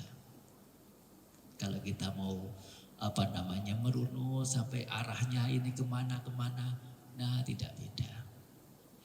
Tapi mungkin itu Mahayana, itu nggak cocok. Nah, jangan pakai Om Mani Padme Hum, itu bukan Theravada.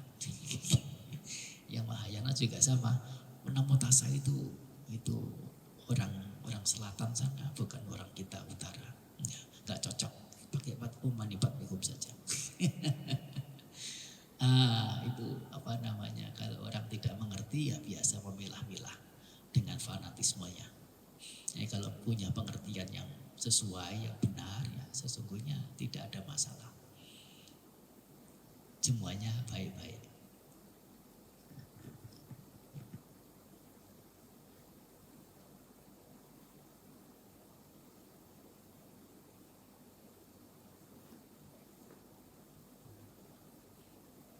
Nanti di dalam nama rupa kan dijelaskan Wedana, Sana, Sankara, dan Cita.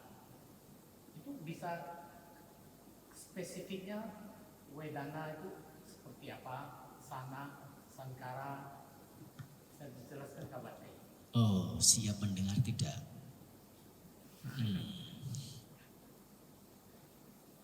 Kalau simpelnya kan kita misalnya di Wedana kita tahu perasaan menyenangkan, sedih, simpelnya seperti Sana seperti kita ingat, ini hitam, ini putih, karena dulu kita udah pernah tahu. Seperti ingatan. Sekilasnya seperti Bante. Nggak tahu betul. Kalau Sankara itu gimana Bante? Jadi minta penjelasan Bante secara rinci dan benar. Baik. Siap mendengar saja.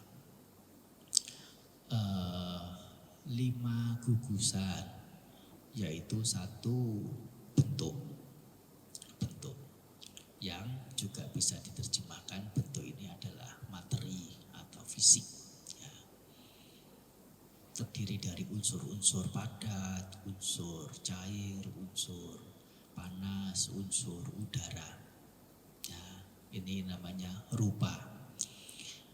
4 yang lainnya sifatnya tak berbentuk, sehingga mengapa 4 ini disebut dengan istilah nama, karena bukan rupa ada wujudnya, ini tidak ada wujudnya, sehingga disebut nama. Nama itu apa? Julukan. Nama itu apa? Sebutan, panggilan. Jadi empat ini hanya ada itu panggilannya saja, barangnya tidak ada. Bisa tahu di mana perasaan? Bawah meja? Atau di mana? Tidak ada barangnya, yang ada hanya sebutannya saja, sehingga disebut dengan nama. Mengapa sebutannya nama begitu? Makanya membingungkan. Yang pertama adalah wedana. Wedana artinya kata wedia titik wedana. Sesuatu yang mengenyam objek disebut dengan wedana. Wedia titik wedana. Seseorang mengenyam sesuatu dengan alat itu. Alat itu disebut sebagai pengenyam. Pengenyam itu kalau dalam pengasuh atau consumer, to consume, namanya wedayati. Jadi sesungguhnya lebih tepatnya itu diterjemahkan pengenyam atau pengenyaman. Bagaimana dengan terjemahan perasaan? Ya bolehlah. Apalagi itu sudah menjadi bahasa umum, bahasa resmi. Tetapi sesungguhnya kata perasaan itu ada permasalahan dengan sisi ketatabahasaan. Dan rasa itu hubungannya dengan lidah saja.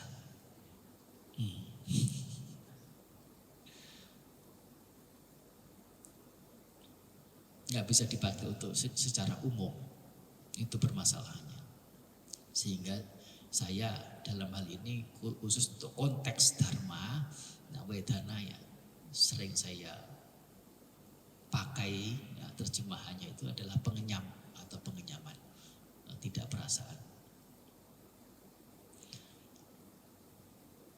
Yang consume, yang mengenyam, yang menikmati, namanya wedana. Yaitu apa? Yang merasakan itulah kalau dalam bahasa umum.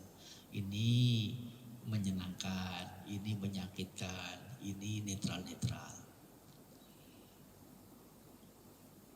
Sebetulnya yang namanya wedana itu hanya satu saja. Tapi menjadi suka, menjadi menyenangkan, menjadi duka, menyakitkan, dan menjadi adukama suka, menjadi netral, itu hanya karena apa?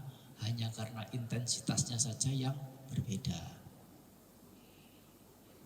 Intensitas perasaan, intensitas itu kekerasannya itu dibagi menjadi 3. Antara 0,1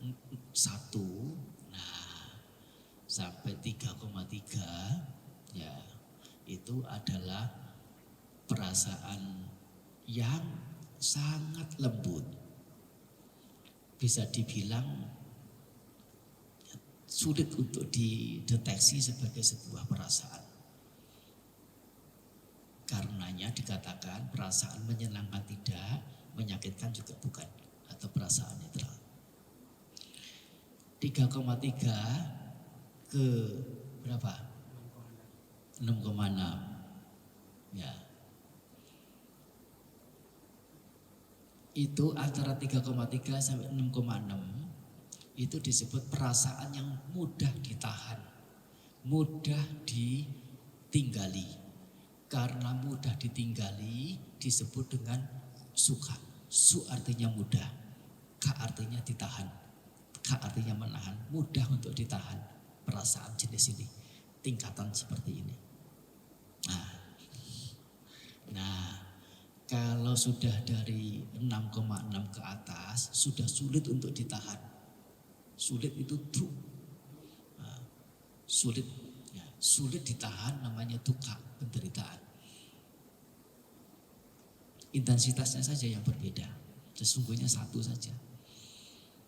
Nah, antara suka dan duka ini ada masa transisi. Nah, transisinya itu antara dikatakan mungkin sekitar 6 sampai berapa? 6 6 sampai 6 sampai 7,3 begitu ya. Antara 6 sampai 7,3. Nah, nyaman juga sudah lewat. Ya, dikatakan sakit juga belum. Nah, perasaan jenis apa itu? Tahu enggak kira-kira? Pernah merasakan gatal? Nyaman sudah lewat, sakit belum.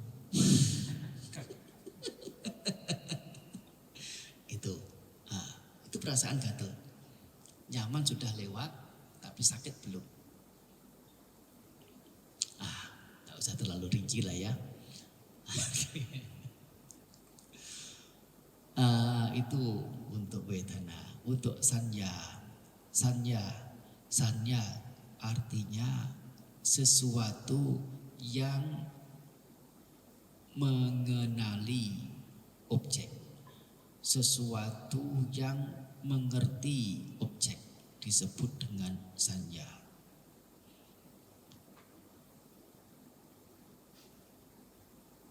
Jadi kalau diterjemahkan ingatan atau pengingatan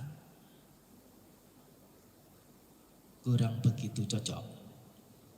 Ingatan itu kan memori, sesuatu yang sudah dialami.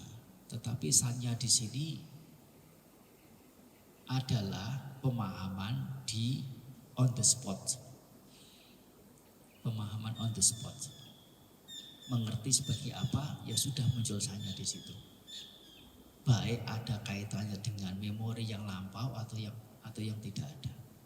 Kalau sanya ini yang dimaksud adalah ingatan, dalam arti sesuatu yang telah dikenali sebelumnya, artinya apa? Manusia atau makhluk hidup tidak ada celah untuk mengenali atau tidak menambah pengetahuan baru. Betul ya? Karena semuanya itu berdasarkan pengalaman yang lampau. Tidak ada kesempatan untuk mendapatkan yang baru. Bisa paham enggak ini? Bisa ya. Nah, jadi dan secara pemahamannya juga tidak benar diterjemahkan dengan kata ingatan. Terlebih lagi, lebih parah lagi, menerjemahkan sanya itu apa? Pencerapan. Kayak busa begitulah mungkin ya.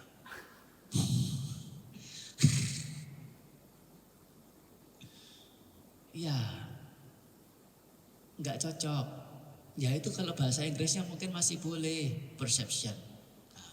Percept itu menerima, itu secara menyeluruh, menerima secara menyeluruh, tapi secara penggunaan bahasa Inggris perception itu berkaitan dengan fungsi batin, fungsi pikiran mengenali, mengerti objek. Itu sudah cocok untuk digunakan menerjemahkan sanya. Tetapi setelah perception ini diterjemahkan ke bahasa Indonesia menjadi pencerapan, yaitu seperti busa. Menjadi tidak ada maknanya apa-apa.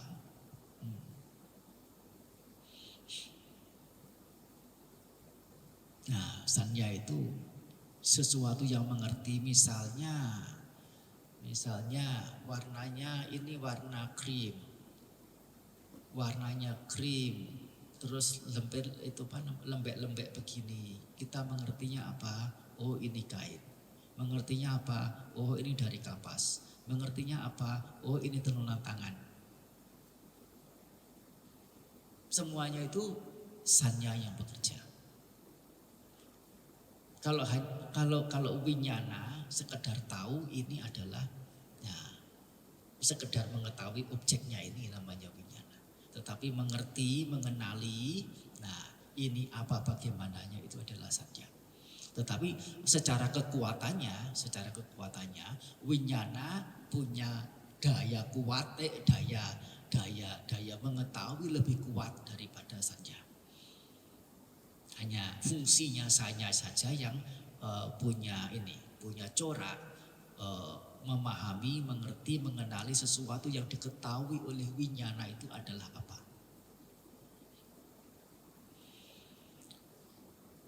Sanjana titik sanja. Ya, sesuatu yang mengenali objek disebut dengan sanja. Sang artinya menyeluruh, nya artinya tahu.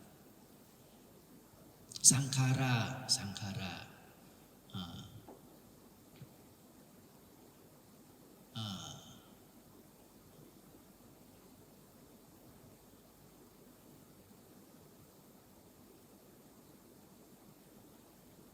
Sangkara artinya pembentuk. Artinya pembentuk. Yaitu yang membuat. Yaitu yang menciptakan. Yang menciptakan kebaikan ya sangkara ini. Yang menciptakan keburukan ya sangkara ini. Yang menciptakan kemuliaan ya sangkara ini. Secara umum, dalam bahasa umum, sangkara itu adalah perbuatan. Tapi perbuatan yang masih ada di dalam batin sini. Tetapi meskipun masih ada di dalam batin, itu bukan berarti tidak penting. Soalnya kegiatan yang ada dalam pikiran itu, dalam satu sosok makhluk, nah itu telah menggelandang makhluk itu menuju ke alam-alam sesuai dengan yang dipikirkan. Kalau serakah, maunya menuntut, maunya meminta, maunya banyak meskipun bukan haknya. Batinnya sudah batin, pikirannya sudah pikiran peta. Disertai dengan kebencian, kemarahan, geram. Meskipun hanya dalam pikiran, dia sudah berada di alam neraka. Jangan muncul rasa malu dalam berbuat buruk. Ya, dia sudah mengkondisikan batinnya berada di alam surga. Nah, tergantung pada bentuk apa yang ada di dalam. Dibentuk, dibuat, diciptakan yang buruk atau yang baik. Proses pembentukan, pembentuk kebaikan, pembentuk keburukan, pembentuk kemuliaan disebut dengan sangkara. Yaitu yang mendatangkan rasa panas itu sangkara. Yang mendatangkan rasa nyaman, bahagia itu sangkara. Meskipun bahagia menderita itu ada satu keberadaan yang punya tugas dalam mengenyam, dalam merasakan apa itu wedana tadi. Tapi sumbernya dari sangkara ini sampai ada yang menyenangkan dan yang menyakitkan. Begitu. Ikut kita secara keseluruhan dari Nah, sangkara ini sendiri, terdiri dari 3 hal utama, yaitu phassa, adanya penyentuhan, ada yang namanya cetana, menghendaki, dan satu lagi adanya manasikara, yaitu semacam pemikiran atau kepedulian atau perhatian. Manasikara artinya perhatian ke arah situ, ada kontak, ada kehendak. Ketiganya bekerja sama, bentuk satu mekanisme tersendiri. Menjadi mendatangkan kebahagiaan dan penderitaan karena yang muncul adalah hal yang baik dan yang buruk. Namanya sangkara. Yang terakhir adalah winyana. Wijana titik winyana. Wijana titik nati winyana. Sesuatu yang mengetahui secara istimewa disebut dengan winyana. Si pengetahui objek itulah winyana. Dan punya tugas untuk mengetahui objek. Jadi winyana ini sifatnya mengetahui objek, tetapi keberadaannya tidak bisa mudah untuk diketahui. Keberadaannya sebagai tempat berdiamnya faktor-faktor batiniah, seperti wedana berdiamnya di cita, bergantungnya di cita, di winyana ini. Sanya juga sama. sangkara, yaitu berupa phasa, berupa manasikara, berupa cetana, berupa apa lagi? Jiwitindriya, apalagi yang lain. Yaitu termasuk wedana, sanya, phasa, manasikara, cetana, jiwitindriya, satu lagi apa? Ekagata. Nah, ada 7 hal ini. Ini sabba sadharana cetasika, yaitu faktor batiniah yang selalu muncul pada setiap kemunculan winyana. Tidak akan lepas dari 7 ini.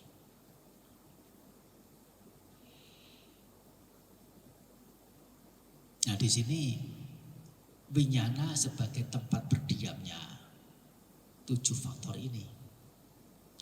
Winyana, tanpa winyana 7 hal ini tidak bisa muncul. Meskipun saat muncul, kemunculannya ya berbarengan. Seperti apa?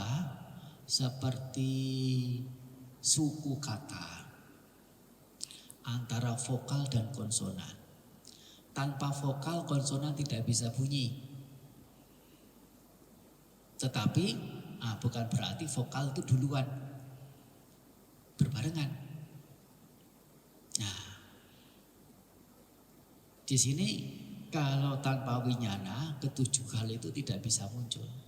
Tetapi tanpa 7 hal ini, winyana tidak bisa tampak, tidak bisa kelihatan, tidak bisa disadari bahwa ini loh sesuatu yang tahu. Kalau tidak ada 7 hal itu, setidaknya tidak ada wedana yang bisa lebih mudah untuk ditengarai. Tidak ada saja. Ya, itu seperti misalnya suku kata itu tadi. Nah, ada vokal tapi tidak ada konsonan, tidak ada kejelasan. Oh iya, mau pergi kemana? Kalau tidak ada konsonannya susah, kabur. Tapi kalau hanya ada konsonan tidak ada vokal bagaimana? Tidak bisa. Jadi keduanya itu bersamaan. Satu menjadi tempat bergantung, satu sebagai yang bergantung. Tanpa tempat bergantung, sesuatu yang bergantung tidak bisa ada.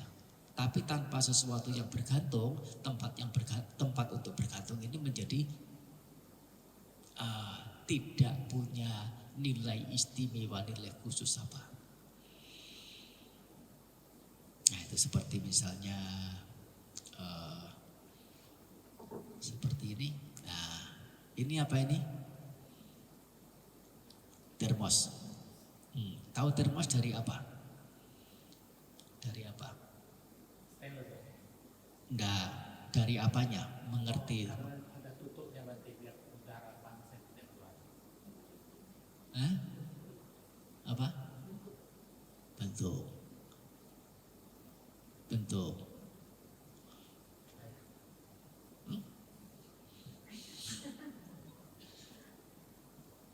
Karena ungu. Ini ungu atau apa ini? Pink. Oh, thank you. Saya melihatnya kok tidak pink ya.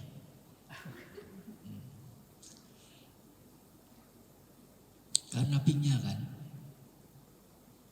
Karena warna. Tanpa warna, tampak enggak? Tidak bisa tampak. Tetapi warna itu apakah identik dengan termos? Warna itu adalah termosnya? Harus bisa memilah-milah. Ini termos, ini warna. Warna itu yang bergantung pada termos. Tanpa termos, warnanya tidak bisa ada. Nempel. Tapi tanpa warna tidak kelihatan sebagai termos.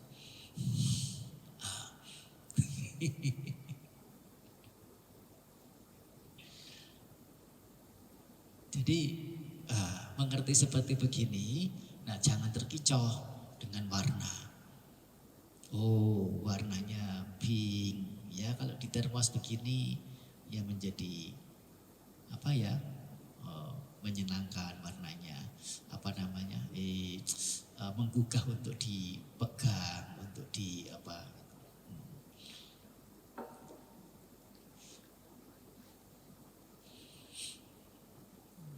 Tapi warna itu sendiri sebatas sebagai warna, bukan berarti itu adalah barangnya, harus dipisahkan. Nah, itu sendiri adalah mengapa dijelaskan seperti begini, itu ada arahan-arahan khusus terkait dengan objek meditasi juga. Nah, begitu. Harus yang namanya kasina itu objek meditasi yang berkaitan dengan warna. Nah, itu bagaimana kita diarahkan untuk mengerti warna sebagai warna, bukan barangnya. Jadi dengan warna itu jangan sampai terkecoh, mentang-mentang itu pink, nah ada di bawah hidung, di atas janggut. Nah, warna pink ini bagaimana? Ya cenderung untuk menyenangkan begitu ya. Nah, tapi kalau warna pink itu, nah ada di bawah itu, ada di kelopak mata, gimana?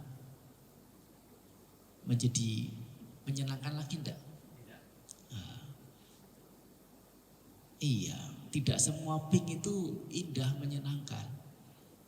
Pink juga, tetapi ini di bibir borok warnanya pink juga.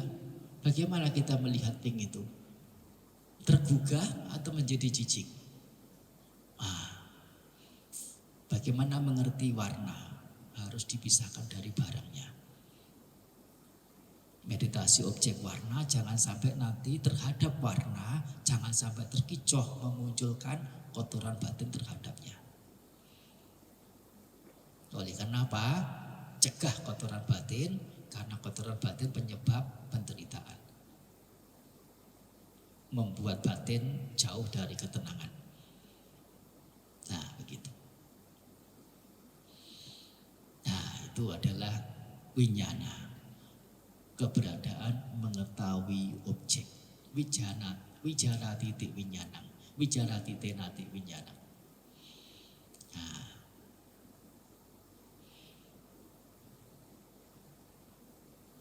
Nah, kelimanya itu ya rupa, wedana, sanya, sangkara, winyana bergabung ya dalam satu persatuan disebut dengan pancakanda.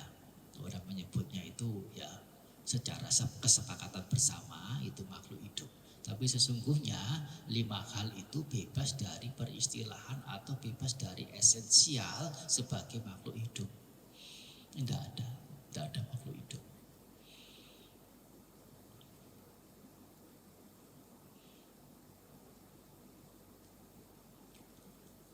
Namanya makhluk hidup itu hanya persepakatan manusia saja.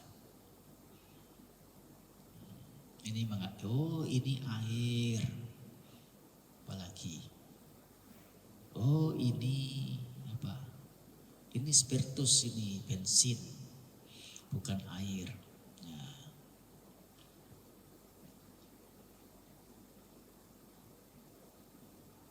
Tapi, sesungguhnya air itu hanya istilah awam. Kalau istilah secara kenyataan materinya sebutannya adalah ya H2O, yaitu 2 unsur berbeda yang saling bergabung antara hidrogen dan oksigen. Sama dengan Sang Buddha mengistilahkan pancakanda karena ada 5 gugusan yang bergabung. Sebetulnya 2600 tahun yang lalu peristilahan ilmiah seperti ini sudah dipakai. Peristilahan ilmiah. Jadi melepaskan diri dari konsep secara awam, kebenaran persepakatan yang orang awam itu gunakan.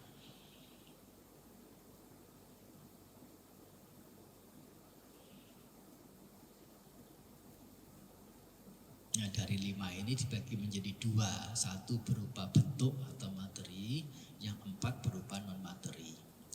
Di antara 4 ini, 1 sebagai tempat berdiam, 3 sebagai yang bergantung. Ya, masing-masing punya tugasnya, punya sifatnya, punya fungsinya sendiri. Dan mengerti ini secara Buddhismenya bukan untuk mengerti, untuk mengetahui sekedar itu selesai, tidak. Tapi mengerti bahwa keberadaan ini adalah bukan yang milikku, bukan yang aku, bukan yang diriku. Ini yang dimaksud untuk tujuan ini, bukan untuk tujuan yang lain. Meskipun belajar Abhidhamma mau setinggi sedalam apapun, tidak ada gunanya jika tidak demi memilah-milah apa yang ditunjukkan di sana. Ya, cita ada 79, cetasika ada 52. Nah, apalagi? Ya, rupa ada berapa? 28. Betul ya?